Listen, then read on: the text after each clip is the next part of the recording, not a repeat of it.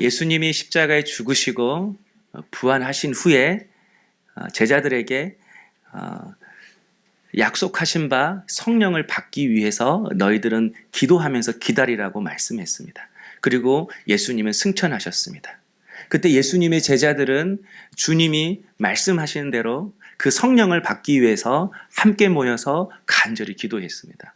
좀 무섭게 기도했습니다. 그러자 예수님이 약속하신 대로 오순절에 성령이 임했습니다. 그들 모두가 다 성령의 능력을 받았습니다. 그때 성령의 능력을 받은 베드로가 담대히 일어나서 많은 사람들에게 선포했습니다. 우리가 십자가에 못 박은 그 예수가 하나님이 보내신 메시아입니다. 예수가 그리스도입니다. 예수가 그리스도라는 복음을 선포한 거죠. 그때 그 복음을 듣고 5,000명이 넘는 사람이 회개하고 예수님을 영접했습니다. 그래서 탄생한 게 교회입니다. 그 교회를 우리는 초대교회라고 그러죠. 하나님의 놀라운 역사입니다. 그런데 이 놀라운 역사와 맞먹는 사건이 또 하나 나옵니다. 바로 그것은 고넬료 한 사람이 예수님을 영접한 사건입니다. 여러분, 어떻게 수천 명이 예수님을 믿고 교회가 탄생한 사건과 이 한 사람이 예수님 믿은 사건이 같을 수가 있겠습니까? 그러나 그게 그렇지가 않습니다. 비록 고넬료는 한 사람이었지만 이 고넬료는 이방 사람입니다. 그래서 고넬료가 예수 믿는 것이 중요했던 그 이유는 이 고넬료가 유대인이 아닌 이방인으로서는 처음으로 예수님을 영접했기 때문에 그렇습니다. 고넬료가 예수님을 영접함으로 그때부터 이방인을 향한 복음의 문이 활짝 열렸습니다. 그러니까 고넬료가 복음의 문이었어요. 고넬료가 선교의 문이었어요. 고넬료의 마음이 열리니까 그때부터 온 세계 가운데로 주님의 복음이 퍼져가기 시작했다라는 거예요. 한 사람이 영접하니, 한 사람이 주님을 믿으니 온 땅 가운데 주님의 복음과 은혜가 흘러가게 된 것입니다. 그래서 여러분, 한 사람이 중요합니다. 한 사람이라고 절대 무시할 건 아닙니다. 한 사람이 예수 믿는 거, 한 사람이 은혜를 받는 거, 그 한 사람이 은혜를 받고 믿음이 자라나는 것, 그것은 우리의 생각으로, 우리의 계산으로 비할 바가 없는 아주 놀라운 역사요, 놀라운 하나님의 사건인 줄로 믿습니다. 그런데 여러분, 이 놀라운 역사가 이 베드로 때문에 막힐 뻔했습니다. 바로 그 이유는 베드로가 가지고 있는, 베드로 안에 있는 생각 때문이었습니다. 바로 유대인은 되고 이방인은 안 된다라는 그런 편견이 베드로에게 있었습니다. 당시 유대인들은 자신들만이 오직 하나님 앞에 택하심을 받은 선민이라고 생각했습니다. 그리고 이방인들은, 쉽게 말해서 이스라엘 민족이 아닌 저와 여러분들은 그냥 지옥불에 쓰일 땔감으로 생각할 정도였습니다. 그런 생각을 가지고 있던 유대인들처럼 베드로도 역시 히브리파 정통 유대인이었습니다. 그러니까 베드로 생각 속에서도 똑같은 편견을 가지고 있었어요. 예수 그리스도가 십자가에 죽으신 것은 오직 유대인을 구원하시기 위한 복음이었다라고 베드로도 가지고 있었습니다. 그래서 이방인에 대한 복음 전도의 필요성을 사도 베드로는 전혀 알지 못했어요. 깨닫지 못했어요. 사실 사도행전 전반부에 보면 복음이 들어가고 이스라엘 사람들이 예수 믿고 돼서 예루살렘 교회가 생겼습니다. 5,000명이 넘는 10,000명 이상이 되는 대형 교회였습니다. 그런데 그 사람들이 복음을 받고 예루살렘 밖으로 떠나가지를 않는 것입니다. 그래서 하나님이 그 교회에 고난을 보내주셨습니다. 그리고 예루살렘 교회가 흩어지기 시작했어요. 그러나 그런 하나님의 역사에도 불구하고 여전히 예루살렘 교회의 목자였고 인도자였던 베드로 생각 속에는 예수 그리스도는 오직 유대인을 위한 구원자이고 유대인을 위한 복음이라고만 생각했던 것입니다. 그런데 그런 베드로의 생각이 깨졌습니다. 하나님이 바꿔주신 거예요. 환상을 통해서 베드로가 가지고 있는 생각과 편견을 깨트려 주셨습니다. 그 내용이 오늘 본문에 나오는 11절 이후의 내용인 것입니다. 베드로가 기도 중에 환상을 봤습니다. 어떤 환상이었는가? 하늘에서 그릇이 하나 자기 앞에 내려왔는데 그 그릇 속에는 여러 짐승들이 있었습니다. 그때 주님의 음성이 들렸죠. 일어나 그것을 먹으라. 그러나 베드로는 그 그릇 안에 담겨진 짐승들을 먹지 않았습니다. 이유가 무엇인가? 그 그릇 안에 담겨져 있는 그 짐승들은 레위기 11장을 보면요, 하나님께서 먹을 수 있는 정결한 짐승과 먹을 수 없는 부정한 짐승을 율법으로 기록해 놓았습니다. 그런데 그 그릇 안에 있는 짐승들이 죄다 먹지 못하는 율법으로 기록된 부정한 짐승들이었습니다. 그래서 베드로가 14절에 이렇게 이야기합니다. 주여, 그럴 수 없나이다. 속되고 깨끗하지 아니한 것을 내가 결코 먹지 아니하였나이다. 이제까지 나는 부정한 것을 먹지 않았습니다. 그러므로 이후에 있는 이 모든 일들도 부정하니까 내가 먹지 않겠습니다. 여러분, 이것은 믿음의 고백인 것입니다. 베드로가 믿음으로 내가 이 부정한 것을 먹지 않겠다고 고백했습니다. 그런데 또 똑같은 환상이 보여집니다. 하늘에서 그릇이 내려오고 그 그릇 속에는 또 여전히 부정한 짐승들이 있는 겁니다. 그리고 주님께서 환상 중에 일어나 그것을 먹으라고 말씀했어요. 하지만 여전히 베드로는 말씀대로 자기 믿음대로 그것을 먹지 않았습니다. 그때서야 주님의 음성이 들렸습니다. 15절이죠. 우리 함께 한번 같이 읽어볼까요? 또 두 번째 소리가 있으되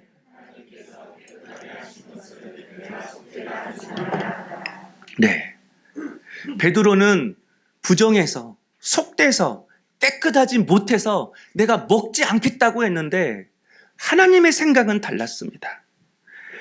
내가 깨끗하게 했다. 그러니까 네가 속되다 부정하다 그렇게 말하지 말라라는 것입니다. 이 환상이 끝나는 순간 고넬료가 보낸 하인들이 찾아왔습니다. 그때 베드로가 알았습니다. 그때 베드로가 깨달았습니다. 이방인들 또한 예수 그리스도의 십자가 복음으로 구원을 받고 깨끗하게 되어져야 할 하나님의 백성이고 하나님의 자녀임을 베드로가 알게 된 것입니다. 그래서 자신을 찾아온 그 고넬료의 하인들을 따라 고넬료의 집에 갑니다. 그리고 고넬료에게 복음을 전합니다. 고넬료뿐만 아니라 그의 가정이 다 예수님을 영접하게 되었습니다. 그리고 그 가정을 통로로 온 땅 가운데, 온 세계 가운데에 복음이 퍼져나가기 시작했습니다. 오늘 우리에게도 이런 베드로의 편견이 있습니다. 베드로와 같은 나의 생각, 나의 주관이 있을 수 있습니다. 세상에 대한 편견, 사람에 대한 편견, 일에 대한 편견, 외모에 대한 편견. 여러분, 이 편견이 내가 가지고 있는 여러 가지 생각들이 혹시나 하나님의 계획은 맞고 있지는 않습니까? 내가 가지고 있는 이 계획들이 혹시 하나님의 일에, 하나님의 인도하심에 오히려 방해는 되지 않습니까? 내 생각, 내 편견, 내 계획이 깨져야만 하나님께서 일하시고 하나님께서 역사하실 때가 있습니다. 내 편견이 깨질 때만이 비로소 우리가 주님을 더 깊이 알아갈 수 있고, 그리고 내 믿음의 지경, 내 영적인 지경이 더 넓어질 수 있다라는 것입니다. 사랑하는 성도 여러분, 오늘 우리가 가지고 있는 이 생각이 주님의 생각과 같아져서, 주님의 생각처럼 더 넓어져서, 주님의 마음과 하나가 되어서 오늘 우리의 삶 가운데서도 닫혔던 우리 인생의 문이 활짝 열리는 우리 사랑하는 성도님 될 수 있기를 주님의 이름으로 축원합니다. 사실 이 15절 말씀은 이번 주 하나님이 제게 주신 말씀이기도 합니다. 하나님께서 깨끗하게 하신 것을 내가 속되다 하지 말라. 제가 20년 가까이 어렸을 때부터 전도사로, 부목사로 주의 일을 하면서 많은 성도님들을 보아왔습니다. 그 성도님들 중에는 목회자도 부끄러울 만큼 신실하고 성실한 성도님들이 많이 있었습니다. 그러나 아쉽게도 제가 보았던 많은 성도님들, 대다수의 성도님들은 그렇지 못한 모습을 보았습니다. 겉으로는 표현하지 못했지만 내 마음속에는 안타까운 모습들이 많이 있었습니다. 세상에서 인정받은 사람, 교회 안에서도 인정받으려고 합니다. 세상에서 인정받지 못한 사람은 교회에서만큼은 또 인정받으려고 합니다. 그래서 자꾸 나를 무시하냐, 저를 무시해요, 이런 말을 많이 할 때가 많이 있었습니다. 많은 신앙생활을 했지만 성경 지식을 많이 알면 그 아는 만큼 교만하고, 직장에서 직책이 높으면 교회에서도 관리 집사는 물론이고 부목사도 하대하고 함부로 하는 분들이 많이 있었습니다. 교회에서, 직장에서 관리자고 부장급이면 교회에 와서 내 밑에 있는 직원이 장로라 할지라도 마치 직원 부리듯 자기의 위세를 교회에서 떨치는 포스코 직원들도 굉장히 많이 있었습니다.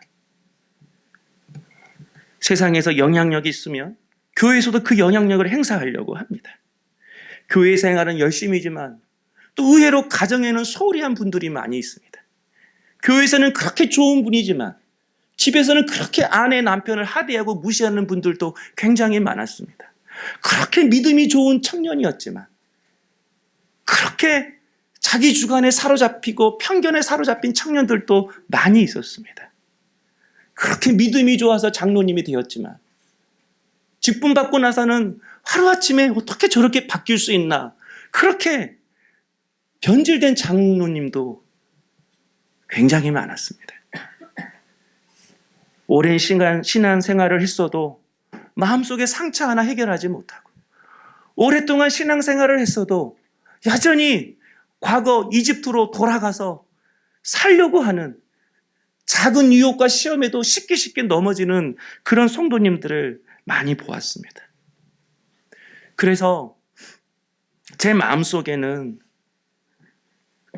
이제는 우리 성도님들은 훈련을 해야겠다. 제자 훈련을 해야겠다. 예수님의 제자로 흔들림 없이 굳건하게 살 수 있는 그런 제자 훈련을 해야겠다. 그런 생각을 했습니다. 그래서 제가 주일 오후 예배를 없애고 그 시간에 제자 훈련을 할 계획을 세웠습니다. 어느 순간 보니까 오후 예배 드리는 여러분의 모습이 너무 지쳐 보였습니다. 또 많은 예배를 드렸지만 변화되지 않고 오히려 많은 사람들에게 아픔을 주고 또 교회를 떠난 성도님들을 보면서 많은 예배가 무슨 소용이 있는가. 여러 번의 예배를 드려도 그 복음으로, 그 말씀으로 살아내지 못하면 그 예배가 무슨 예배가 소용이 있는가, 그런 생각이 들었습니다. 그렇게 생각하다 보니까 오전 예배 드렸는데 또 오후 예배 드려야 하나. 오후 예배가 어느 순간 제게 의미 없이 다가왔습니다. 제가 전에 말했던 것처럼 매일매일 가는 단골집 식당처럼 가지 않아도 냄새가 나는 것처럼 오후 예배 그러면 오후 예배가 싫은 거예요. 그냥 또 한 번의 예배야. 이거 예배 들어도 바뀌지 않아. 차라리 그때 함께 말씀 묵상하고 1:1 제자 훈련하고 양육받고 함께 훈련 받는 게 훨씬 더 의미가 있고 훨씬 더 우리에게 영적인 도움이 있겠어.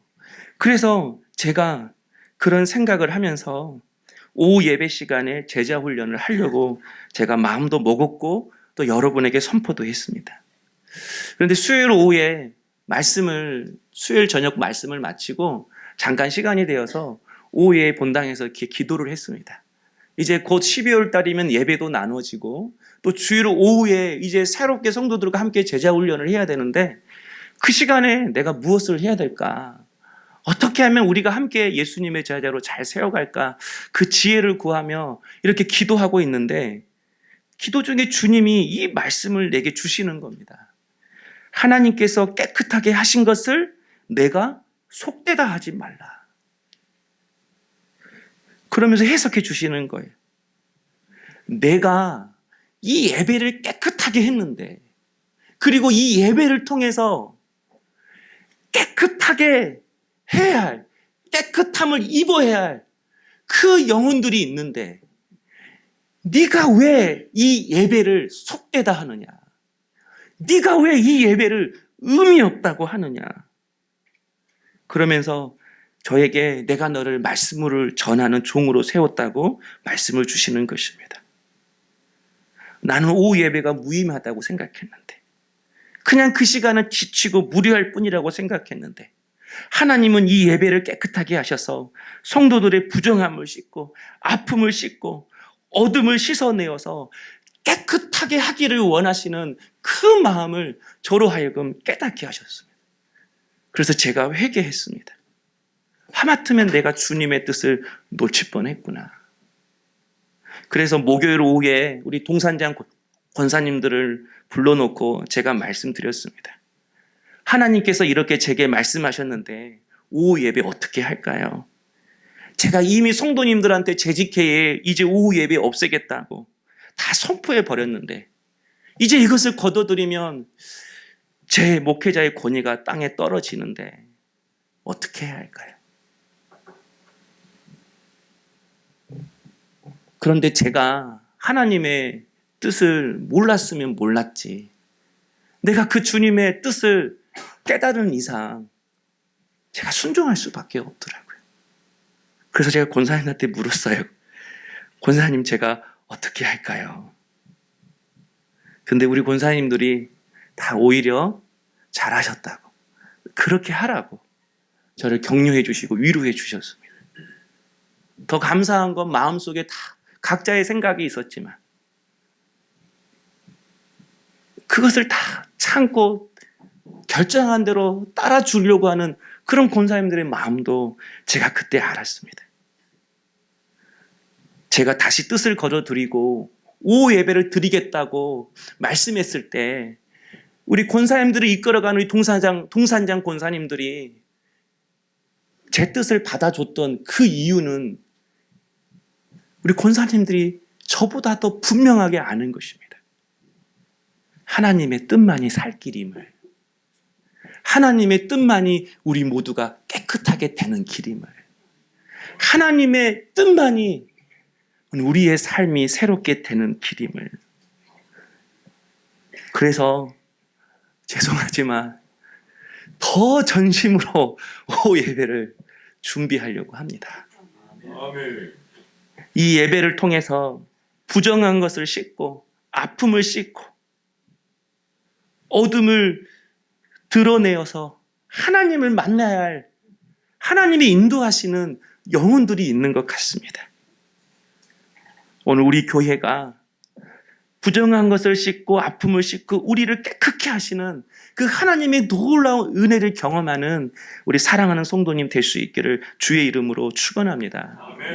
제가 이렇게 뜻을 돌이킬 수 있었던 이유는 늦었지만 내가 하나님의 뜻을 알았기 때문에 그렇습니다. 하나님의 음성을 제가 알았기 때문에 제가 그 내 계획 앞에서 내가 멈출 수 있었습니다. 그러기에 성도 여러분, 우리가 하나님의 뜻을 묻는 훈련을 하셔야 합니다. 그 말씀을 통해서 하나님의 뜻을 찾는 훈련을 하셔야 합니다. 그리고 하나님의 뜻을 알았다면 그 뜻 앞에 내가 이미 수많은 계획을 세웠다 할지라도 순복하고 자기 뜻을 내려놓고 하나님의 뜻을 따라갈 수 있는 그런 믿음의 훈련을 저와 여러분이 반드시 하셔야 합니다. 오후 예배를 드린다는 것은 제가 제자 훈련을 안 한다는 말이 아닙니다. 오히려 우리의 삶 속에서 더 시간을 내고 쪼개어서 하나님의 뜻을 묻고 찾아가고 순종하는 그 훈련을 반드시 우리에게 필요하다라는 것입니다. 여러분 생각 속에 수많은 계획들이 있다 할지라도 주님이 속되다고 하면 아무 의미 없는 것입니다. 그러나 여러분, 내가 가지고 있는 생각이 초라하고 의미 없고 미련해 보인다 할지라도 하나님이 그 계획을 깨끗하다고 말씀하시면, 여러분 마음속에 있는 그 뜻을 하나님이 기뻐하시면 여러분 그것이 열매고 그 뜻 속에 생명의 역사가, 은혜가 나타나게 되는 것입니다. 사랑하는 성도 여러분, 주님이 깨끗하다고 말씀하시는 그 뜻을 우리가 받으십시다. 주님이 깨끗하다고 하시는 그 계획을 우리가 따라가십시다. 그리고 주님이 부정하다고 말씀하시는 것, 주님이 속되다고 말씀하시는 것, 주님이 싫어하시는 것에 대해서는 여러분 과감히 그것을 내려놓을 수 있는 우리 사랑하는 성도님 될 수 있기를 주님의 이름으로 축원합니다. 오늘 말씀을 또 묵상하면서 제게 주신 한 가지 적용이 또 있었습니다. 지금 베드로에게 내려진 그 그릇 속에 있는 짐승들은 다 부정한 짐승들이었습니다. 다 먹지 못할 것들이었습니다. 베드로 생각에 버려야 할 것들, 부정한 것, 의미 없고 쓸모없는 것들이었습니다. 혹시 여러분, 지금 여러분이란 삶이라는 그 그릇 속에 혹시 부정한 것들로 담겨져 있다고 생각하지는 않습니까?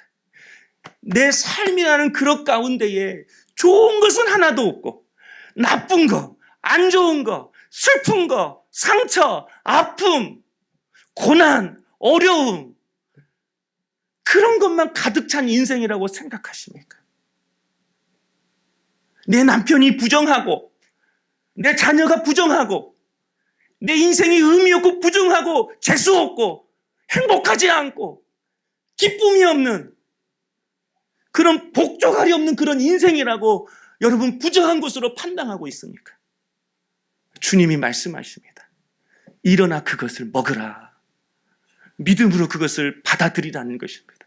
믿음으로 버티고 견디라는 것입니다. 믿음으로 그것을 통과하라는 것입니다. 지금 우리 밑사람 6분들 화요일 밤에 모여서 말씀 묵상을 시작했습니다. 2달 동안 이 말씀 묵상이 끝나면 이제 더 위에 있는 집사님들 모시고 저희 집에서 함께 식사하면서 데려다가 말씀 묵상을 서로 나누려고 합니다. 그런데 저번 주에 말씀 묵상을 했을 때 그런 내용이었습니다. 이스라엘 백성들이 애굽의 노예였을 때 고난의 떡을 먹었다. 그 고난의 떡을 먹고 부르짖을 때 비로소 하나님이 애굽에서 건져주셨다. 우리 집사님들 중에 내가 고난의 떡을 먹었던 때가 언제였습니까? 그걸 제가 물어봤어요. 내 인생에 가장 고난의 떡을 먹었던 때가 언제였을까? 근데 여러분이 부정하다고, 속되다고, 연약하다고 그렇게 생각했던 그들의 입술 속에서 아파트에서 뛰어내리고 싶었을 때가 있었대요. 건분에서 뛰어내리고 싶었을 때가 있었대요. 여러분 그 마음을 아십니까? 겉모습은 부정하고 속되지만 그 마음은, 그 심령은 정말 썩어지고 문드러지고 가정에서조차도 위로받지 못하고 깨끗함을 받지 못하는 그들의 고백을 제가 들었습니다. 왜 저렇게 사나? 왜 저렇게 가정을 이끄나? 믿음 생활을 왜 저렇게 하나? 세상 일을 왜 저렇게 하나? 그러나 그들 힘으로 할 수 없기에, 그들이 노력해도 안 되었기에 포기한 겁니다. 내려놓은 겁니다. 그런데 여러분이 여러분의 입으로 부정하다고 말하겠습니까? 속되다고 말하겠습니까? 여러분, 세상 남자들과 세상 자녀들과 비교했을 때에 정말 속되고 아무 쓸모없는 것으로 보인다 할지라도 내 인생의 그릇이라는 이 그릇 속에 담아서 내게 주신 것들입니다. 여러분, 내게 붙여주신 그 영혼을 여러분 일어나 먹으십시오. 믿음으로 받으십시오. 여러분의 자녀를 믿음으로 받으십시오. 여러분의 삶에 일어나는 모든 사건과 환경들을 믿음으로 받으십시오. 베드로가 일어나 그것을 먹고 갈 때에 고넬료뿐만 아니라 세계 선교의 문이 열렸던 것처럼 오늘 여러분 우리의 인생의 문도 거기서 시작될 줄로 믿습니다. 그러므로 여러분 고넬료가 필요하기 때문에 고넬료가 살아야 하기 때문에 하나님이 베드로를 깨닫게 하셨습니다. 복음에 대한 긴박성이죠. 영혼에 대한 긴박성이죠. 다음 주 추수감사주일입니다. 마음에 감동이 있으신 분은 고넬료 한 사람을 구원하기 위해서 베드로의 생각을 깨웠던 것처럼 오늘 여러분 주위에 복음의 긴박성, 영혼의 긴박성에 있어서 복음을 들어야 할 영혼이 있다면 이번 주에는 그 영혼들에게 찾아가서 복음을 전하고 증거할 수 있는 우리 사랑하는 성도님 될 수 있기를 주님의 이름으로 축원합니다.